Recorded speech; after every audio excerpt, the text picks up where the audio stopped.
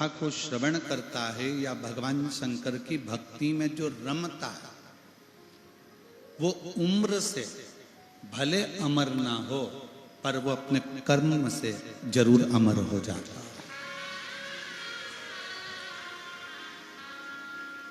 उम्र से अमर हुए कि नहीं हुए वो वर्णन नहीं है, पर अपना कर्म,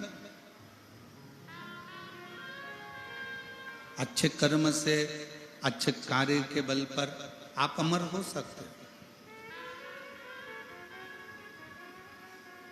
और फिर निवेदन है, मत बुरे कर्म कर बंदे वरना पछताएगा, भगवान की आंखों से तू बच नहीं पाएगा, तू बच नहीं पाएगा। अरे ओ अज्ञानी मत कर नादानी, अरे ओ अज्ञानी मत कर नादानी। तेरे कर्म का फल भी तू ही पाएगा, जैसा किया तूने तेरे आगे आएगा। मत बुरे कर्म कर बंदे वरना पछताएगा, भगवान की आंखों से तू बच नहीं पाएगा, तू बच नहीं पाएगा। आप उम्र से भले अमर हो ना हो, शिव पुराण कह रही है, जितनी उम्र परमात्मा ने लिख कर भेजी है वो उम्र तो आपकी रहेगी। जितनी उम्र लिखा कर लेकर आए हो वो उम्र तो तुम्हारी रहेगी। उम्र से तुम अमर हो कि नहीं हो वो बात अलग है, पर शिव पुराण की कथा कहती है कि अपने कर्म से, कोई कर्म अपनी जिंदगी का ऐसा करो, किसी भूखे को भोजन कराना, प्यासे को पानी पिलाना, किसी बीमार व्यक्ति की औषधि कराना, कोई शिक्षा ग्रहण करना चाहता है उसकी शिक्षा की व्यवस्था करना, ये ऐसा कर्म है कि जिस कर्म के बल पर व्यक्ति अमर हो जाता है। वो मर भी गया तो भी लोग उसको याद करते। और मेरी जीजियों, मेरे जीजाओं, मेरी बेटियों, बेटाओं, मेरी माओं, मेरे भाई, मैं पूरे कांकेर क्षेत्र की इस कोपपुर की कथा के जितने भी श्रोता भाई बहन हैं उनको धन्यवाद देता हूं कि आप लोग शिव महापुराण के तत्व को जाने। अपने अपने घर से कोई खिचड़ी बनाकर लाया, कोई हलवा बनाकर लाया, कोई कुछ बनाकर लाया, अपने आसपास में बैठे हुए 15, 20, 25 लोगों को छोटी छोटी प्लेट में या छोटे छोटे कागज में दोने में आपने खाने को दिया। मतलब आप जानते हो कि शिव महापुराण में मुंह झूठा कराने का फल क्या होता है, ये आप जानते हो।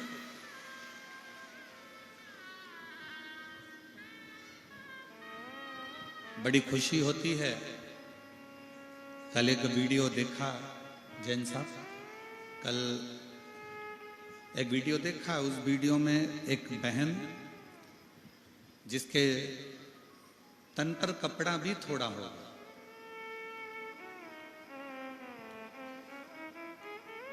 छोटा सा झोला है उसका, वो भी पन्नी का, सफेद कलर का, और वो रोड के किनारे पर खड़ी होकर कागज में निकाल निकाल कर खिचड़ी, चावल, और चावल के ऊपर कोई सब्जी डाल रही थी, लंबी लंबी फली की, वो डालकर और सबको दे रहे थे।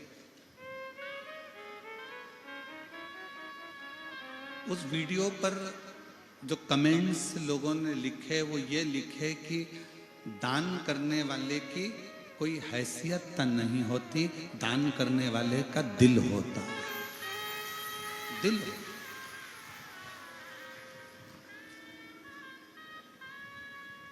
काकेर में कई करोड़पति भी पड़े होंगे, कांकेर में कई धनपति पड़े होंगे जिनके शोरूम चल रहे होंगे, जिनकी बहुत बड़ी बड़ी गाड़ियां चल रही होंगी, जिनकी 4-4 मंजिल बिल्डिंग होगी, जिनका बड़ा बड़ा व्यापार होगा। फिर भी उनका धन किसी भूखे के भोजन में नहीं लग पाता, उनका धन बीमारी में जरूर लग जाता।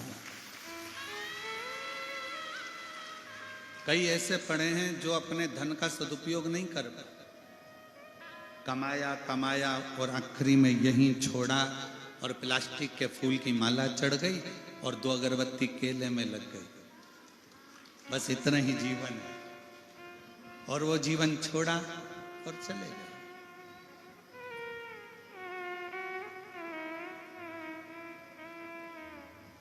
जरूरी नहीं कि आप बहुत बड़ा भंडारा करोगे तो प्रसिद्ध हो, जरूरी नहीं कि बहुत बड़ा आयोजन करोगे तो प्रसिद्ध होगे।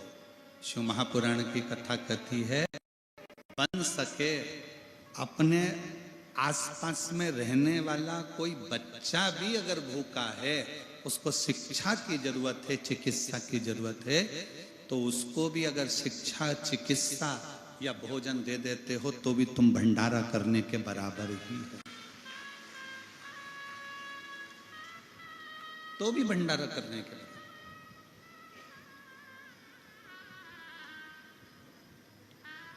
हमारी बिटले सेवा समिति कुबेरेश्वर धाम अन्न क्षेत्र तो चलाता है निशुल्क, जिसमें 25 से 50 हजार लोग रोज भोजन करते हैं। एम्बुलेंस भी चलाता है जिससे मरीज को उसके घर तक छोड़ा जाता है, चिकित्सा भी कराता है। और हमारी विटले सेवा समिति जिसमें तुम दान देते हो, 1 रुपया भी समर्पित करते हो, 1 अन्न का दाना भी देते हो, वो विटले सेवा समिति कई बच्चे, कई बेटे, कई बेटियां जो उनकी पढ़ना चाहते हैं, एजुकेशन करना चाहते हैं और उनके पास पैसा जमा करने का भी पैसा नहीं होता, तो उनके कॉलेज और स्कूल की फीस भी जमा कर कर उनको पढ़ाता। ये समिति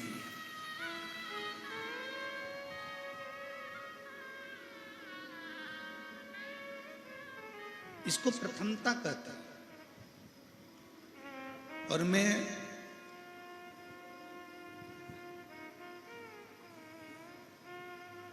इस चीज के लिए मैं दिनेश साहू जी को भी मैं धन्यवाद दूंगा, कहीं बैठा है दिनेश जी, बहुत साधुता है आपको इस चीज के लिए।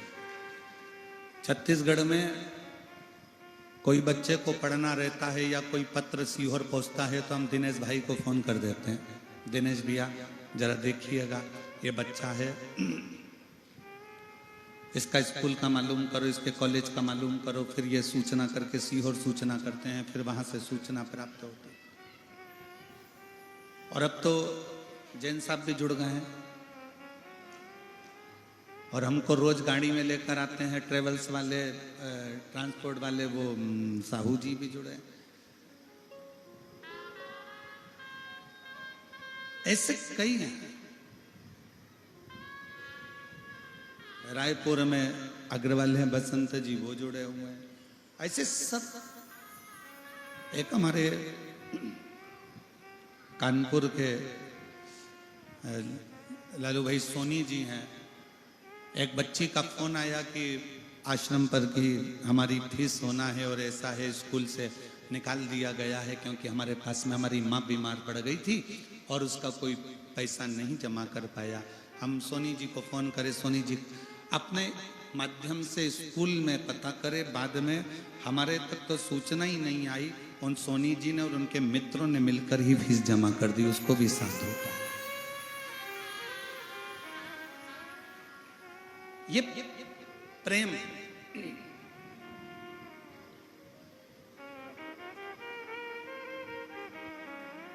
जरूरी नहीं कि आप बहुत बड़ा भंडारा करेंगे तो आपकी प्रसिद्धि रहेगी।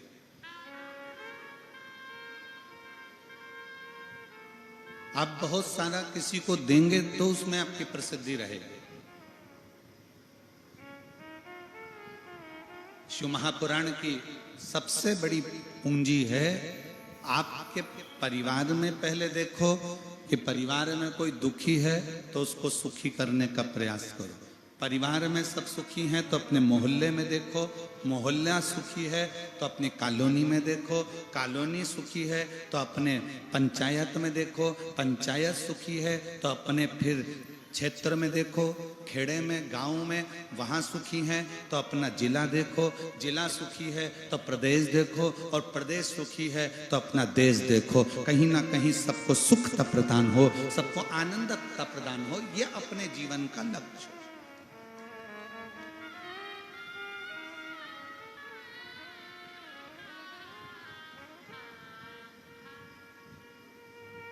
और जिंदगी मिली है, जीवन मिला है। ये मनुष्य की जो देह है, मानव का जो शरीर है, ये मानव का शरीर कोई साधारण शरीर नहीं है, बड़ा मुश्किल से मिला। ना जाने कितने कितने पापड़ बेले होंगे ऊपर जाके, तब जाकर ये मानव का शरीर मिला।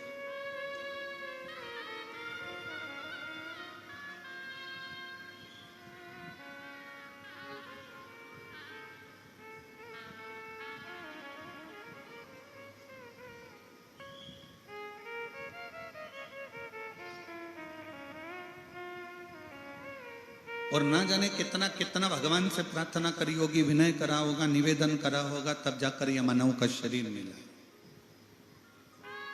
स्वयं माता पार्वती जी ने शंकर भगवान से महाकाल वन में, उज्जैनी में एक प्रश्न खड़ा कर दिया।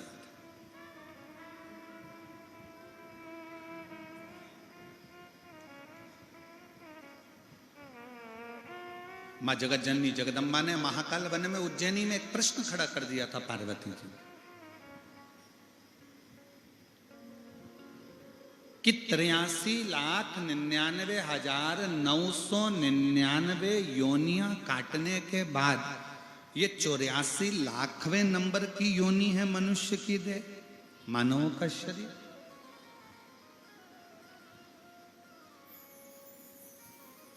और 83,99,999 योनियां काटने के बाद जो ये मानव की योनि मिली है, मनुष्य शरीर मिला है, मानव की देह मिली है, ये मानव की देह क्या पूर्व के कर्म के अनुसार मिली है? भगवान ओघड़दानी, मेरे काल अधिपति महाकाल राजा ने कहा, सुनो पार्वती, ऐ पार्वती सुनो, पूर्व के कर्म भोगते भोगते भोगते भोगते मनुष्य मानव की देह तक आता है,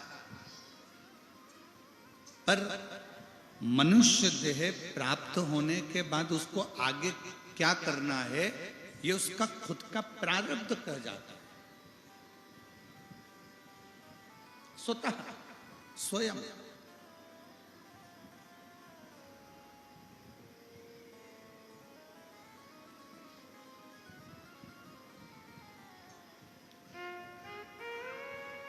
कितनी माताएं बैठी हैं जो शंकर जी के मंदिर में एक लोटा जल चढ़ाती हैं? रख लो। मेरे कितने बेटे, कितनी बेटी और कितने मेरे जीजा बैठे हैं जो शंकर जी के मंदिर में एक लोटा जल चढ़ाते हैं? धन्यवाद, रख लो। आपको मालूम है कि शिव के मंदिर में जब तुम जल चढ़ाने के लिए जाते हो, अपने घर का एक लोटा भरकर शंकर जी के मंदिर तक लेकर जाते हो, उस बीच में तुम कितनों का कल्याण कर देते हो?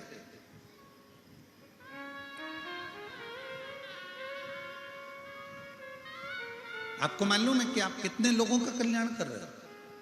आपको यह नहीं मालूम, दुनिया के लोगों को लगता है कि किसी पर पैसा खर्च करोगे तो कल्याण होगा। ना ना ना, किसी को कपड़ा दोगे तो कल्याण होगा, किसी को भोजन दोगे तो कल्याण होगा, किसी को वस्त्र दोगे तो कल्याण होगा, किसी को आभूषण दोगे तो कल्याण होगा, किसी को सोना चांदी दोगे तो कल्याण होगा ना। शिव महापुराण की कथा कहती है, आप जब भरा हुआ लोटा लेकर, कलश लेकर, घर से भरा हुआ पात्र लेकर जब निकल कर मंदिर के लिए जाते हो, उतनी दूर में कोई गाड़ी वाला, कोई निकलने वाला आपके मुख का दर्शन कर लेता है, भरा हुआ बर्तन उसके सामने से निकल जाता है, तो उसका सुबह सुबह का समय शुभ हो जाता है और उसका कल्याण हो जाता है। यहां पर बुजुर्ग मेरी माताएं बैठी हैं, बुजुर्ग मेरे पितृतुल्य मेरे जीजा बैठे हुए हैं, और वो ये जानते हैं कि पुराने समय में एक नियम था, भरा हुआ घड़ा लेकर कोई स्त्री निकलती थी तो कहते हैं कि शुभ होता है। गाय अपने बछड़े को दूध पिला रही है और तुम निकल कर जा रहे हो तो शुभ होता है। सामने से अर्थी निकल कर आ जाए तो शुभ होता है। कोई माँ अपने बच्चे से स्नेह लड़ा रही है, लाड लड़ा रही है, प्रेम कर रही है अपने पुत्र से, तो वो शुभ होता है। कोई माँ अपने बच्चे को गोदी में लेकर आवे, वो शुभ होता है। ये शुभ सूचक। अब इन अपन को कहीं जा रहे हैं तो अपन किसी से तो नहीं कहेंगे कि गाय बछड़े को लेकर जाओ तो हमारा दिन शुभ हो जाएगा, सामने से अर्थी निकल कर चली जाए तो दिन शुभ हो जाएगा, नहीं, अपन किसी को नहीं कहते। पर शिव तत्व कहता है, शंकर की कथा कहती है, जब हम एक लोटा जल लेकर जब हम चलते हैं, एक लोटा जल लेकर जब हम अपने घर से निकलते हैं, कोई कहीं जा रहा होता है, किसी कार्य के लिए जा रहा होता है, तो उसका कार्य अपने आप शुभ हो जाता है।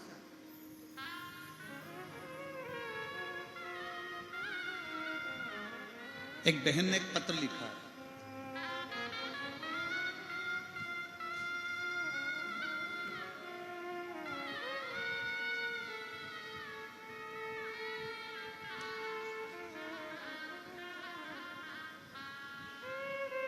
मैं चंद्र प्रकाश कुलदीप, मेरा मोबाइल नंबर ये है, कहीं बैठे हो तो हाथ हिला सकते हैं।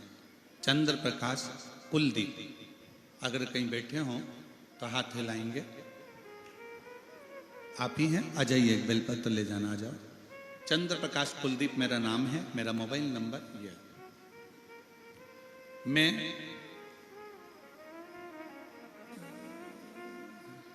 ग्राम फरस गांव, ठीक बोला है? ठीक है, फरस गांव, कोरपलेटा, जिला कोंडगांव है, कोंडागांव, ठीक है, जिला कोंडागांव का निवासी हूं। मैं बाबा का क्या वर्णन करूं, शब्द से परे है। बेरियों ने मुझ पर झूठा आरोप लगाया था, जिसका प्रकरण कोर्ट में 5 साल से भी अधिक समय तक चलता रहा। उसी बीच में जीवन में इतना दुख आया कि भगवान पर से भरोसा उठने लगा। मेरे भगवान पर से भरोसा उठ गया। भजन पूजन तो करते पर विश्वास कम हो गया। साथ ही कमर में 3 गठाने हो गई। उठने बैठने चलने में भी परेशानी होती थी, पर फिर भी जबरन चला करता था। जगदलपुर डॉक्टर को बोले कि सिकाई कीमो देना पड़ेगा, कमर बेल्ट बांधो, सब दवाई दिए, पर कोई भी आराम नहीं हुआ। आस्था चैनल में आपकी कथा सुनी और फिर लगातार सुनता शुरू किया और शिवजी से प्रार्थना कर जल अर्पण कर जल को पीने लगा तथा थोड़ा जल शिवजी के पास का ही लेकर तेल में मिलाकर गठान में मालिश जैसा खुद करने लगा। 20 दिन के अंदर बाबा भरोसा अब जागा। 20 दिन के अंदर 3 गठाने घुल गई। डॉक्टर को दिखाया तो बताया कि गांठ गल चुकी है। अब शिव शिव है। जो केस चल रहा था बाबा के भरोसे पर छोड़ा और बाबा जी ने 27 दिन के अंदर उस केस में भी मुझे निराकरण कर दिया और मेरे पक्ष में। मैं गुरुजी एक बात कहना चाहता हूं, शिव महापुराण का पंडाल, शिव महापुराण की कथा कोई साधारण नहीं है। ये स्वयं शंकर करते हैं और शंकर ही पूर्ण करते हैं। ये शिव है, ये शिव का एक भरोसा, एक विश्वास, एक दृढ़ता।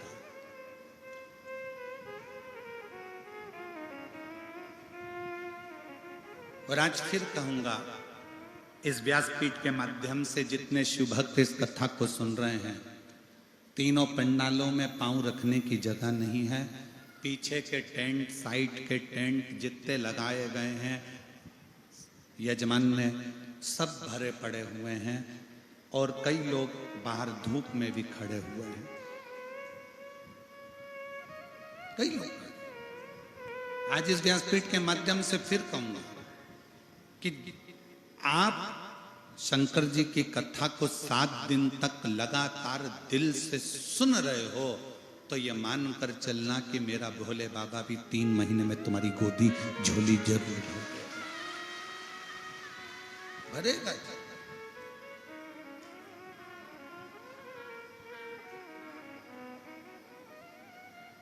और विश्वास, भरोसा, जब एक विश्वास दृढ़ होता है, भरोसा दृढ़ होता है तो शिव को मिलने में देरी नहीं लगती, शंकर को मिलने में देरी नहीं लगेगी। और हम कहेंगे ये कथा तो, कल कथा का कौन सा दिन है? छठा। छठा मतलब कथा की जम के बोलो जरा, शिवरात्रि। और कल कथा का समय यही 2 बजे से 5 बजे तक रहेगा, पर परसों जब कथा विराम होगी तो समय सुबह 8 बजे से 11 बजे तक रहेगा।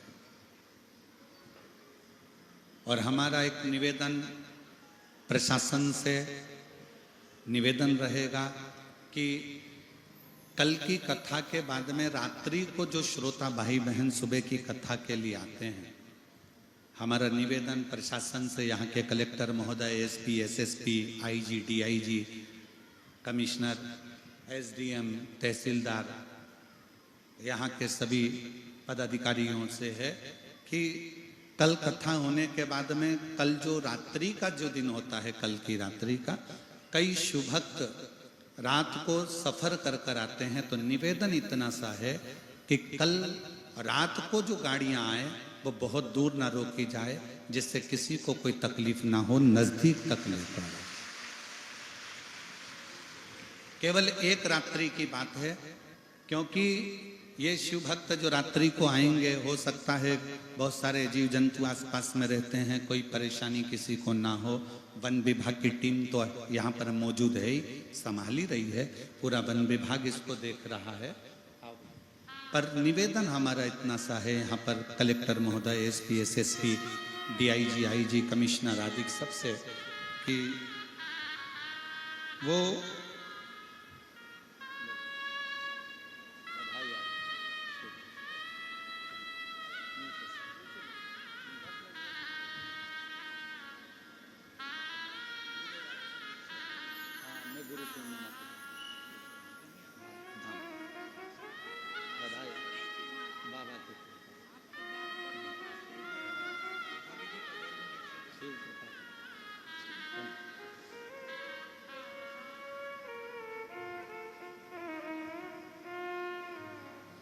डॉक्टरों ने ना जाने कौन कौन सी बीमारी इस बेटे को बता दी थी, सिकाई तक का बोल दिया था इस बेटे को, पर दूसरी जब जांच कराई गई तो पूरी गठाने इस बच्चे की गल गई। एक बार जोरदार ताली बजाएं इस बेटे को।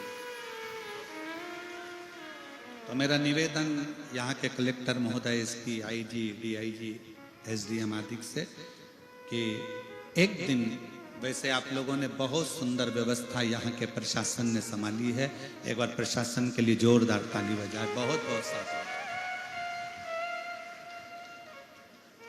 तो निवेदन कि कल का रात्रि के जो भक्त आने वाले हैं, उन भक्तों को नजदीकता तक गाड़ियां आए और उनको कोई परेशानी ना हो, जिससे सुबह 8 बजे से 11 बजे तक परसों की कथा होकर सब अपने अपने गंतव्य की ओर चले। शिव तत्व और दिल से सुनो। ये कथा तो 7 तारीख को विराम हो जाएगी।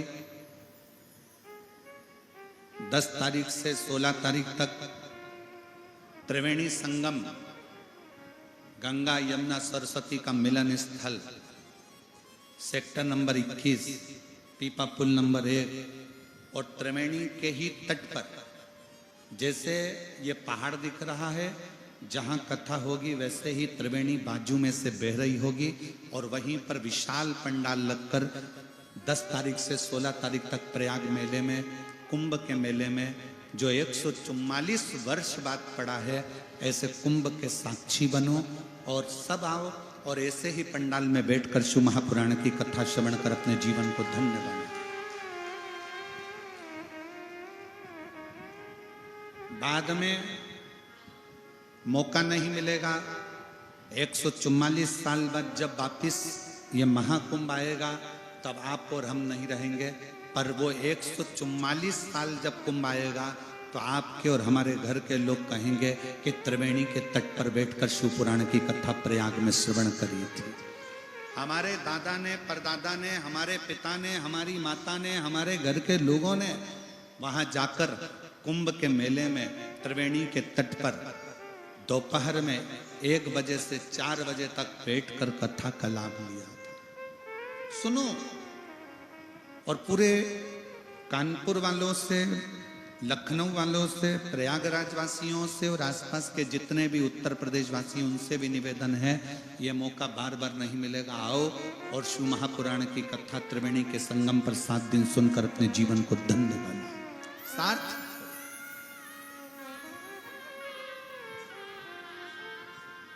शिव तत्व है।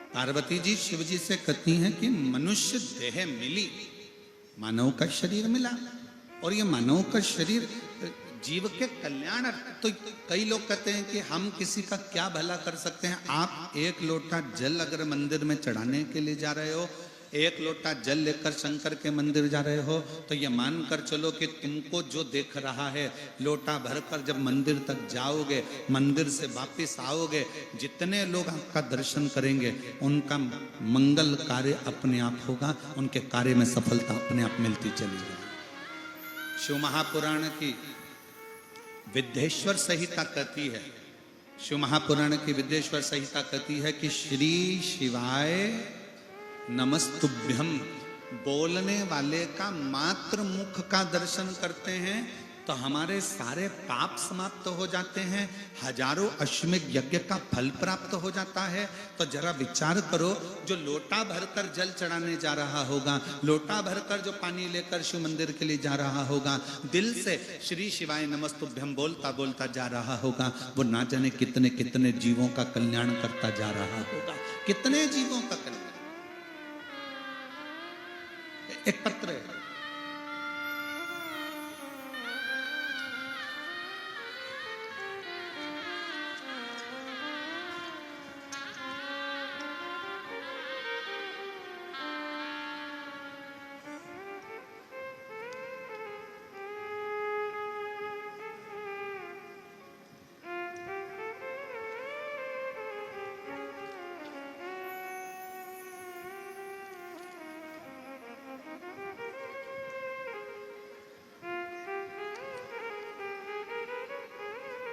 मेरा नाम आत्माराम नरेटी, मेरे धर्म पत्नी का नाम उषा नरेटी, जिला कांकेर, ग्राम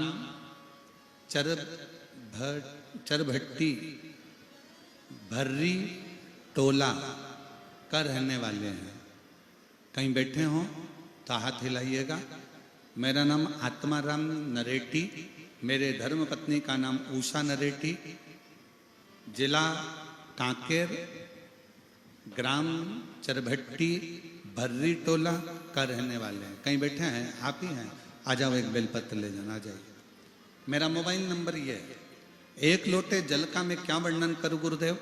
मेरी धर्मपत्नी का 2020 नवंबर से दोनों आंखों की रोशनी चली गई। दोनों आंखों की रोशनी मेरी धर्मपत्नी की 2020 में चली गई। दोनों आंखों से दिखना बंद हो गया। मैंने अपने धर्मपत्नी का उपचार के लिए कांकेर, धमतरी, रायपुर डॉक्टर को दिखाया। रिपोर्ट में डॉक्टर ने यही कहते हैं कि आंखों की जो नसें थी वो सूख गई। आंखों की नस सूखने के कारण इनकी रोशनी चली गई। अब कुछ नहीं हो सकता। विशाखापट्टनम अपोलो हॉस्पिटल में पूरा जांच करवाने पर पता चला कि इनकी ब्रेन में पानी भरने के कारण इनकी आंखों की रोशनी चली गई है और वो रोशनी वापस नहीं आई। ब्रेन का ऑपरेशन करना पड़ेगा, शायद फिर आंखों की रोशनी आ सकती है। अब विचार करते, इस उपचार में 5 लाख रुपए का खर्चा हो गया। डॉक्टर का कहना था आपने यहाँ लाने में देर कर दी, अब बस दवाई खाओ, कोई भरोसा नहीं है आएगी कि नहीं आएगी। हम लोग हताश हो गए। इसके अलावा कई जगह पर जाकर दिखाया। केंद्रीय रिजर्व पुलिस बल में कार्यरत था मेरा लड़का मनीष कुमार नरेटी, उसने भी हमारे माँ की खूब जांच कराई पर कोई असर नहीं आया। एक लड़की लक्ष्मी नरेटी है, 3 माह छुट्टी लेकर माँ का उसने खूब सेवा करी, फिर भी कोई असर नहीं दिखा। 2020, 2021, 2022 निकलता चले गया और आंखों की रोशनी नहीं आई। तब आया 2023। किसी ने जल चढ़ाने वाले एक व्यक्ति ने कहा कि एक काम करो, टीवी पर कथा आती है शिव महापुराण की कथा, वो सियोर वाला महाराज बाजता है, आप इसको सुनाना चालू करो। पत्नी के कानों में टीवी की आवाज तेज कर वॉल्यूम तेज कर छोड़ देते। हम सबसे कहते हैं जब तुम्हारे घर में टीवी पर कथा चले, मोबाइल पर कथा चले, दुकान पर कथा चले, तो थोड़ा टीवी की आवाज को बढ़ा दो जिससे सबके कानों में ये कथा जाए। हमारी पत्नी के कानों में टीवी की आवाज तेज कर देते और उनके कानों में कथा सुनने के लिए डाल देते। बाबा का मैं क्या गुणगान करूं। सीहोर गए, वहां से रुद्राक्ष लाए, उसका जल देना चालू करा और बाबा की कृपा से जब 2024 में हम सीहोर जाकर कंकर शंकर की पूजा किए, रुद्राक्ष लाए, तांबे के लोटे में गलाकर जल पिलाने लगे और गुरुजी आस्था चैनल पर रोज कथा सुनते। धमतरी कुकरेल भी इनको कथा सुनाने के लिए लेकर गए और आज बाबा की कृपा से आंखों की थोड़ी थोड़ी रोशनी उनकी वापस आ गई और उनके ब्रेन से पानी भी समाप्त हुआ। मैं बाबा को यहाँ धन्यवाद देने के लिए आया। आ जाइए। अब आंखों में थोड़ा थोड़ा दिखना प्रारंभ हो गया। मैं बाबा को प्रणाम करने के लिए आया।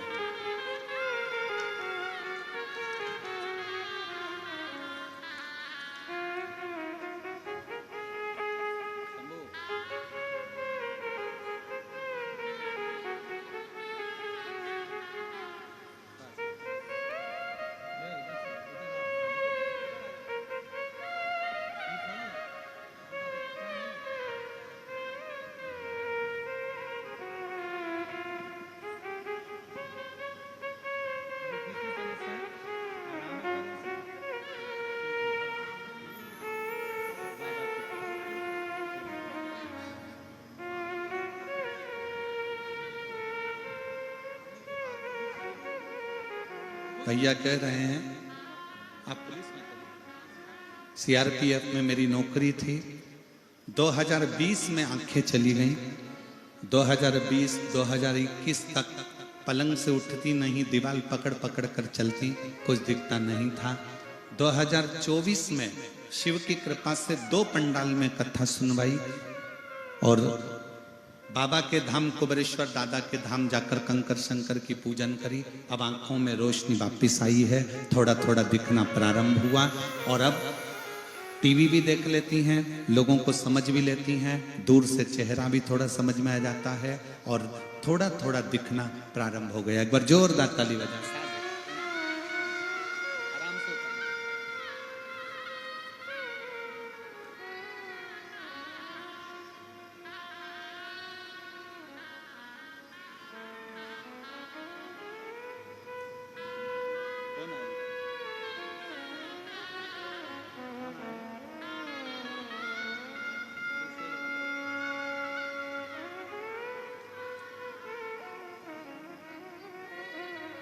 शिव तत्व इसी को कहते हैं, शंकरो घड़ी इसी को कहते हैं।